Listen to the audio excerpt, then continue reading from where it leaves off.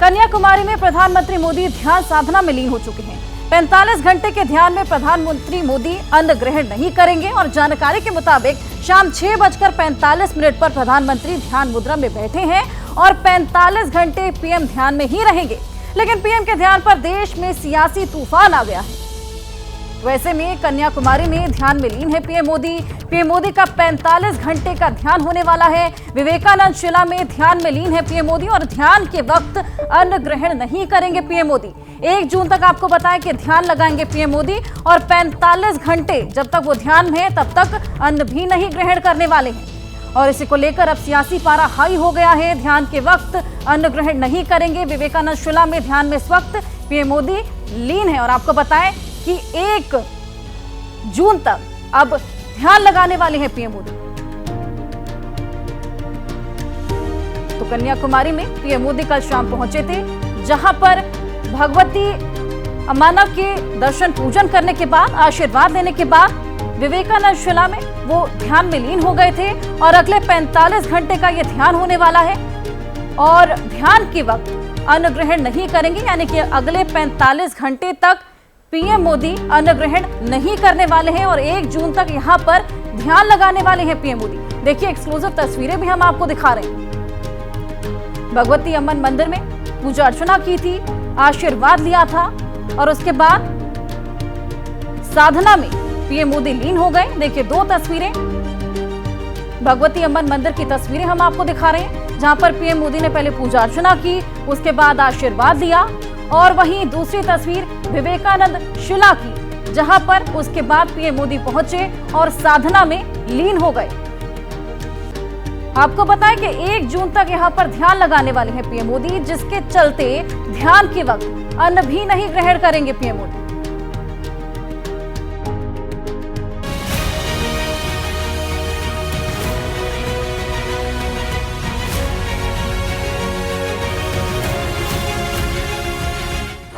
साधना निराहार, क्या 400 पार का नारा होगा साकार?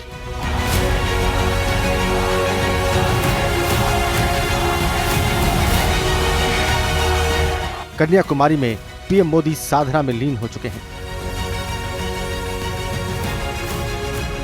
ध्यान कक्ष में पीएम मोदी मौन है। 45 घंटे के कठोर ध्यान में न तो पीएम मोदी अन्न ग्रहण करेंगे, न ही किसी से बात।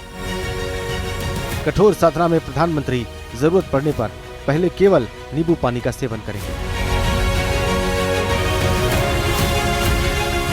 गुरुवार की शाम को चुनाव प्रचार थमने के बाद मोदी कन्याकुमारी पहुंचे। सबसे पहले प्रधानमंत्री ने भगवती अम्मन मंदिर में पूजा अर्चना की। धोती और सफेद शॉल ओढ़े मोदी ने मंदिर के गर्भगृह की परिक्रमा की। पुजारियों ने एक विशेष आरती की और उन्हें प्रसाद दिया। इसके बाद पीएम नाव के जरिए विवेकानंद रॉक मेमोरियल पहुंचे। कुछ देर के लिए मंडपम की ओर जाने वाली सीढ़ियों पर खड़े रहे और बाद में ध्यान मंडपम में कठोर साधना में लीन हो गए। अब यहां प्रधानमंत्री करीब 2 दिन के लिए ध्यान में बैठ गए हैं। 1 जून को ध्यान के बाद प्रधानमंत्री मोदी संत तिरुवल्लुर की प्रतिमा का दौरा करेंगे। संत तिरुवल्लुर तमिलनाडु के सबसे मशहूर कवि थे, जिनका स्मारक और मूर्ति दोनों छोटे छोटे टापुओं पर बनाए गए हैं। संत तिरुवल्लुर की प्रतिमा की कुल ऊंचाई 133 फीट है। पीएम के दौरे को लेकर सुरक्षा बढ़ा दी गई है। 2000 पुलिसकर्मी सुरक्षा में तैनात हैं। भारतीय तटरक्षक बल और भारतीय नौसेना की भी कड़ी निगरानी है। प्रधानमंत्री मोदी कन्याकुमारी में ध्यान लगा रहे हैं, लेकिन करीब 2800 किलोमीटर दूर दिल्ली में सियासी तूफान आ गया है। विरोधियों ने पीएम के ध्यान पर सवाल उठाने शुरू कर दिए हैं। क्योंकि कहीं समुद्र में डूबते हैं, कहीं गंगा में डूबते हैं, कभी गुहा में जाते हैं, कभी अकेले तपस्या करते हैं। उस तपस्या का फल अगर उनको मिलने वाला है तो मुझे मालूम नहीं। मैं तो इस पे बिलीव करता हूँ, काम करे तो पेट को खाना मिलता है। ये मेडिटेशन की जरूरत तो पहले थी, 5 साल पहले या 7 साल पहले, जब आपको देश के लिए काम करना था। अरे 10 साल के बाद तो आपको फुर्सत ही फुर्सत है।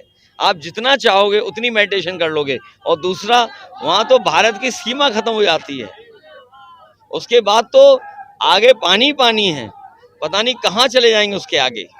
कहीं ऐसा तो नहीं एंटार्क्टिका की तरफ जा रहे हों। ध्यान साधना पर छेड़े सियासी संग्राम में बीजेपी ने भी पलटवार किया है।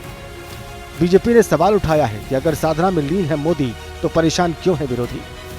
अब जब कैंपेन खत्म हो गया उसके बाद कुछ वक्त के लिए जो है वो ध्यान पर जाऊं और उसके साथ मेडिटेशन करूं। मेडिटेशन से निश्चित रूप से ये हमारा मूल है, हमारी संस्कृति है, हमारा संस्कार है इस देश का। उनको लग रहा है कि अब मोदी जी और ज़्यादा ऊर्जा के साथ और ज़्यादा विजन के साथ और ज़्यादा विचार के साथ आगे आएंगे और जो मोदी 3 का जो उनको दौर दिख रहा है कि उनको लग रहा है कि बहुत मुश्किल है। दूसरे दौर में ही मोदी जी ने उनको 40 के करीब पहुंचा दिया और 40 से पार होना आने वाले समय में और मुश्किल हो जाएगा। कहीं ऐसा ना हो जाए कि ये कांग्रेस की पार्टी को हमको समेटना ही पड़ जाए। हालात ऐसे लग रहे हैं उनको और इस कारण से ये उलूल जुलूल बयान किए जाते हैं कांग्रेस के नेता। ध्यान पर सियासी तूफान जारी है। एक दिन बाद 7वें और अंतिम चरण के लिए वोटिंग है। 1 जून को 57 सीटों पर होने वाले मतदान पर मोदी की साधना का क्या और कितना असर पड़ेगा ये तो 4 जून को ही पता चलेगा।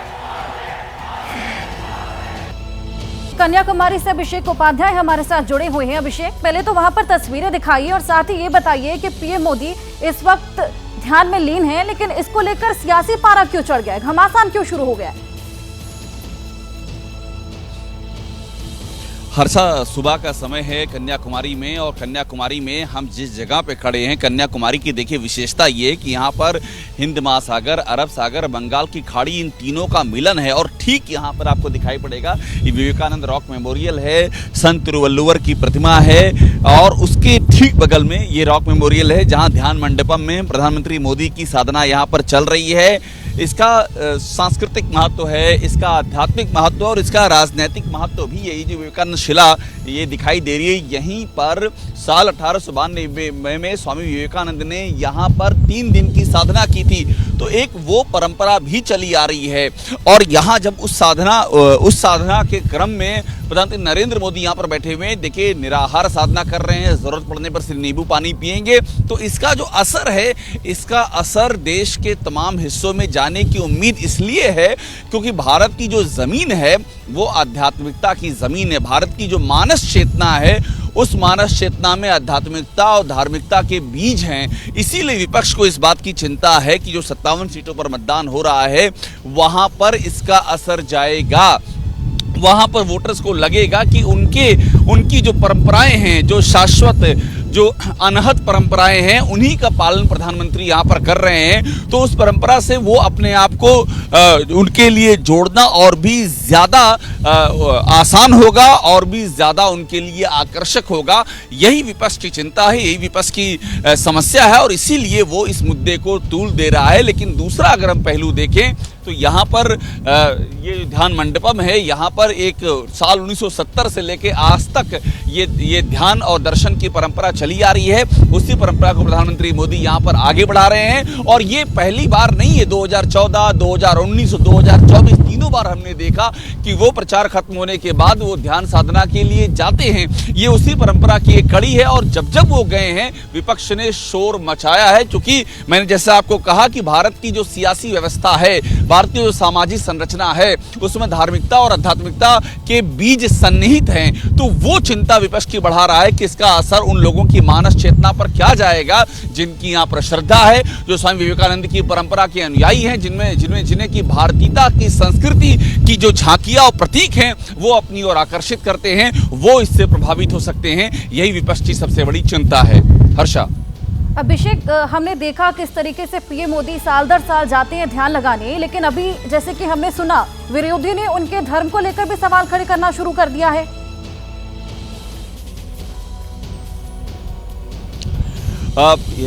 विरोधी लगातार कोशिश कर रहे हैं कि इस पूरे मामले को का जो रुख है वो रुख सियासत की ओर मोड़ा जाए। ये दिखाया जाए कि प्रधानमंत्री नरेंद्र मोदी ये जो कुछ भी कर रहे हैं इसका धर्म से संबंध नहीं है, ये खांटी और खांटी पॉलिटिक्स है। और ये वो शुरू से विरोधियों की कोशिश यही रही है। लेकिन देखिए बात बहुत ही क्लियर हमें समझनी होगी। प्रधानमंत्री जिस पिच पर या बीजेपी हिंदुत्व की जिस पिच पर खड़ी है उस पिच का मुकाबला करने के लिए 2 ही तरीके हैं। हमने इसके पहले देखा था चुनाव में राहुल गांधी मंदिर मंदिर घूम रहे थे, ये भी तस्वीर इस देश ने देखी है और वो तस्वीर भी देखी है है जब राहुल गांधी और कांग्रेस प्रधानमंत्री के इन दावों ये पूरी गतिविधियां हैं इन पर सवाल खड़े करके ये कह रही है कि ये तो सियासत के लिए है। तो सवाल यही है कि आपको या तो ये जो हिंदुत्व की तस्वीरें दिख रही, हिंदुत्व का प्रतीक दिख रहा है, या तो आपको इसका कोई विकल्प देना होगा, या तो आपको ये बताना होगा कि आप भी इसी परंपरा के अनुयायी हैं और इस दिशा में आप आगे जा चुके हैं, या फिर आपको इसको खारिज करना होगा। तो विपक्ष खारिज करने की नीति पर है, वो इसे खारिज करने की भरपूर कवायद कर रहा है। मगर सबसे अहम बात है कि ये भावनात्मक मसले हैं हर्षा, और भावनात्मक मसले तर्कों और तथ्यों से खारिज आमतौर पे नहीं होते हैं, ये सीधा प्रतीक। और बड़ी बात ये भी है, प्रधानमंत्री आज ये कोई पहली बार नहीं कर रहे हैं। एक लंबी परंपरा है तीर्थ क्षेत्रों में जाने की, ध्यान करने की, उपासना करने की, हिंदुत्व का प्रचार प्रसार करने की एक लंबी परंपरा है। उसी परंपरा का एक छोर हमको इस विवेकानंद रॉक मेमोरियल में दिख रहा है। इसलिए चूंकि एक लंबी परंपरा का हिस्सा है ये, इसलिए वापस आएंगे और जानकारी लेंगे। लेकिन आपको बताएं कि 1 जून को जब प्रधानमंत्री मोदी संत तिरुवल्लुवर की प्रतिमा पर जाएंगे, संत तिरुवल्लुवर तमिलनाडु के मशहूर कवि थे, उनके बारे में आपको और जानकारी देंगे। ग्राफिक के जरिए आपको बताएंगे कि संत तिरुवल्लुवर की प्रतिमा की खासियत क्या कुछ है। देखिए किस तरीके से उसकी कुल ऊंचाई 133 फीट है, प्रतिमा का आसन 38 फीट का है। वहीं आपको बताएं कि ऊपर की प्रतिमा 95 फीट की है। तमिलनाडु के मशहूर कवि थे। मंडप के अंदर की बात करें 140 सीढ़ियां यहाँ पर बनी हुई हैं। देखिए संत तिरुवल्लुवर की प्रतिमा की ये कुछ हम आपको बता रहे हैं, कुल ऊंचाई बता रही है, प्रतिमा का आसन बता रहे हैं। ऊपर की प्रतिमा 95 फीट की है। मंडप के अंदर 140 सीढ़ियां बनी हुई है। तमिलनाडु के मशहूर कवि थे जिसकी प्रतिमा ये देखिए बीच में बनी है, और वहीं ऊपर की प्रतिमा 95 फीट की है। बात करेंगे कर्नाटक सेक्स स्कैंडल की। 36 दिन बाद जर्मनी से लौटे प्रज्वल रेवन्ना को अब गिरफ्तार कर लिया गया है। बेंगलुरु एयरपोर्ट से प्रज्वल रेवन्ना गिरफ्तार हुए। जर्मनी से लौटते ही प्रज्वल की गिरफ्तारी हुई है। बेंगलुरु एयरपोर्ट के टर्मिनल 2 से उसे पकड़ा गया। रात 12 बजे करीब बेंगलुरु पहुंचा था प्रज्वल। कर्नाटक सेक्स स्कैंडल का आरोपी बताया जा रहा है प्रज्वल। तो प्रज्वल रेवन्ना गिरफ्तार हो गई है। टर्मिनल 2 से उसे पकड़ा गया बेंगलुरु एयरपोर्ट के।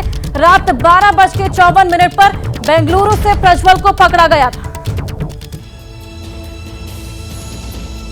और ऐसे में बेंगलुरु से क्या कुछ तस्वीरें वो हम आपको बता रहे हैं। देखिए 5 तस्वीरें आपकी टीवी स्क्रीन पर। प्रज्वल रेवन्ना गिरफ्तार कर लिया गया था। एयरपोर्ट के टर्मिनल 2 से गिरफ्तारी हुई थी और लगेज भी जब्त कर लिया गया। देखिए 5 तस्वीरें आपकी टीवी स्क्रीन पर हैं। आज कोर्ट में पेशी होने वाली है। 36 दिन बाद ये गिरफ्तारी हुई है।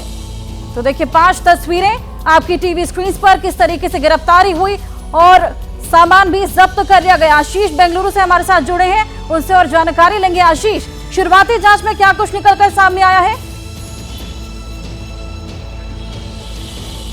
जी देखिए, अभी तो प्रक्रिया पूरी हो रही है। प्रक्रिया की बात करें तो कल रात में प्रज्वल रेवन्ना को हिरासत में लिया है एसआईटी ने। इस एसआईटी ऑफिस में प्रज्वल रेवन्ना को रखा गया है। अभी करीब 7:30 हो रहे हैं और यहाँ से प्रज्वल रेवन्ना को अब तैयारियों के साथ, क्योंकि अधिकारी यहाँ पहुँचना शुरू हो गए हैं, उनको मेडिकल जांच के लिए लेकर जाया जाएगा। उसके बाद उनको मजिस्ट्रेट कोर्ट में या मजिस्ट्रेट के आवास पर पेश किया जाएगा। और उसके बाद एसआईटी जो है मजिस्ट्रेट से अनुरोध करेगी, पिटीशन देगी मजिस्ट्रेट को कि हमको इनकी हिरासत चाहिए, हमने जो 3 मामले दर्ज किए हैं उनमें पूछताछ करनी है। तो हिरासत की पिटीशन मूव करेगी एसआईटी, और उसके बाद मजिस्ट्रेट क्या निर्णय देता है या मजिस्ट्रेट कोर्ट के ऊपर निर्भर करता है। लेकिन अभी जो यहाँ पर हलचल है, यहाँ अधिकारियों का आना शुरू हो गया है। प्रज्वल रेवन्ना को गिरफ्तार करने के बाद इसी एसआईटी ऑफिस में रखा गया। सुरक्षा व्यवस्था यहाँ पर आप देख सकते हैं, बड़ी तादाद में यहाँ पर पुलिसकर्मी रात भर थे। कल पूरे रास्ते को, इस रास्ते को डाइवर्ट किया गया था। एयरपोर्ट पर अगर हम बात करें तो जहाँ 9 एसआईटी के अधिकारी मौजूद थे, वहीं पर करीब 4 कंपनी यहाँ की कर्नाटक स्टेट पुलिस की लगाई गई थी। अलग अलग गेट्स जो होते हैं। चलिए आशीष, बहुत शुक्रिया आपका तमाम जानकारी के लिए। क्या कुछ है ये पूरा मामला, इस रिपोर्ट में आपको दिखाते हैं।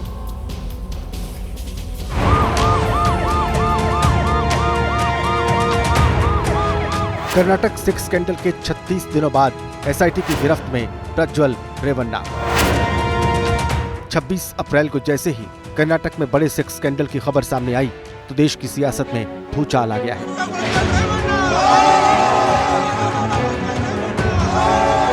क्योंकि आरोपों के घेरे में कोई और नहीं, पूर्व प्रधानमंत्री एचडी देवगौड़ा के पोते प्रज्वल रेवन्ना का नाम सामने आया। सेक्स स्कैंडल के 36 दिनों बाद प्रज्वल रेवन्ना भारत लौटा। 31 मई की रात 12:54 पर प्रज्वल रेवन्ना की फ्लाइट बेंगलुरु एयरपोर्ट पर लैंड हुई है। बेंगलुरु इंटरनेशनल एयरपोर्ट का ये टर्मिनल 2 है। अभी रात के 1:04 हो रहे हैं और आप देख सकते हैं यहाँ पर ये वीआईपी एग्जिट है। यहाँ पर पुलिस की गाड़ियाँ लाई गई हैं। बताया जा रहा है कि अलग अलग गेट से प्रज्वल रेवन्ना के ले जाने की तैयारी की गई है, लेकिन इस गेट पर भी पुलिस की गाड़ियां तैयार हैं और यहाँ पर सीआईएसएफ के जवान भी काफ़ी तैनात हो गए हैं, मुस्तैद हो गए हैं। करीब 10 मिनट पहले, अब से 1 बजे से 10 मिनट पहले फ़्लाइट लैंड हुई थी। ये म्यूनिख से बेंगलोर की फ़्लाइट थी और अब यहाँ पर जो कागजी कार्रवाई होगी, पहले कोई भी इंटरनेशनल पैसेंजर आता है तो उसको कस्टम्स क्लियर करना पड़ता है, इमिग्रेशन क्लियर करना पड़ता है। चूँकि प्रज्वल रेवन्ना सांसद हैं, उनके पास डिप्लोमेटिक पासपोर्ट है, उनके पास सांसद होने के नाते एक्स्ट्रा फैसिलिटी है, तो उम्मीद की जा रही है कि ग्रीन चैनल उनको प्रोवाइड किया जाएगा। और उसके बाद यहाँ इस गेट से तैयारियों से तो लगता है कि इस गेट से उनको लेकर आया जाएगा, लेकिन अन्य गेट जो हैं, गेट नंबर 1, 2, 3, 4, 5 जो इंटरनेशनल एयरपोर्ट के नॉर्मल गेट्स हैं, जहां से आमतौर पे यात्री निकलते हैं, वहां पर भी सुरक्षा व्यवस्था कड़ी की गई है। वहां पर भी प्रज्वल रेवन्ना को लेकर जाने की तैयारी की गई है। सभी फॉर्मेलिटी पूरी करने के बाद प्रज्वल रेवन्ना को एयरपोर्ट सिक्योरिटी ने एसआईटी के हवाले किया। करीब 30 दिन से ज़्यादा वो विदेश में रहे हैं। उनके ऊपर जब एसआईटी ने केस दर्ज कर लिया, 3 मुकदमे दर्ज हुए और उसके बाद आखिरकार प्रज्वल रेवन्ना की घर वापसी हुई है। घर वापसी होते ही उनको कड़ी सुरक्षा व्यवस्था में एयरपोर्ट के अंदर ही पूरे सीआईएसएफ के घेरे में उनको कस्टडी में रखा गया।